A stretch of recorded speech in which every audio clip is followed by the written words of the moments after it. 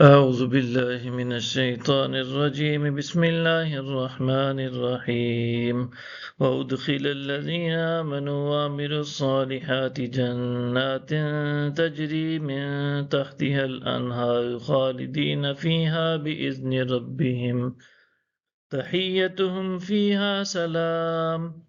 اور جو لوگ ایمان لائے اور نیک عمل کرتے رہے وہ جنتوں میں داخل کیے جائیں گے جن کے نیچے سے نہریں بہہ رہی ہیں، ان میں اپنے رب کے حکم سے ہمیشہ رہیں گے، اس میں ان کا دعائیہ کلمہ سلام ہوگا۔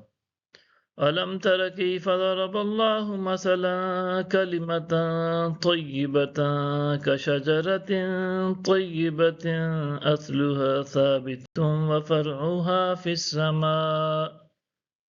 کیا آپ نے نہیں دیکھا اللہ نے کیسی مثال بیان فرمائی ہے کہ پاکیزہ بات اس پاکیزہ درخت کی مانند ہے جس کی جڑ مضبوط ہے اور اس کی شاخیں آسمان میں ہیں۔ تُؤْتِي أُكُلَهَا كُلَّ حِينٍ بِإِذْنِ رَبِّهَا وَيَضْرِبُ اللَّهُ الْأَمْثَالَ لِلنَّاسِ لَعَلَّهُمْ يَتَذَكَّرُونَ۔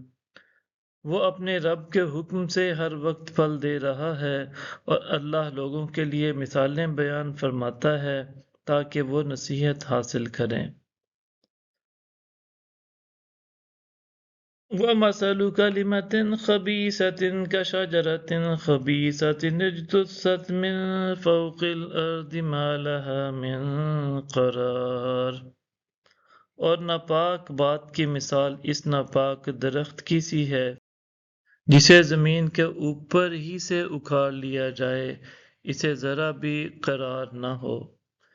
يثبت الله الذين آمنوا بالقول الثابت في الحياة الدنيا وفي الآخرة ويذل الله الظالمين ويفعل الله ما يشاء۔ اللہ ایمان والوں کو مضبوط بات سے دنیاوی زندگی میں بھی ثابت قدم رکھتا ہے اور آخرت میں بھی، اور اللہ ظالموں کو گمراہ ٹھہرا دیتا ہے، اور اللہ جو چاہتا ہے کر ڈالتا ہے۔ أَلَمْ تَرَ إِلَى الَّذِينَ بَدَّلُوا نِعْمَةَ اللَّهِ كُفْرًا وَأَحَلُّوا قَوْمَهُمْ دَارَ الْبَوَارِ۔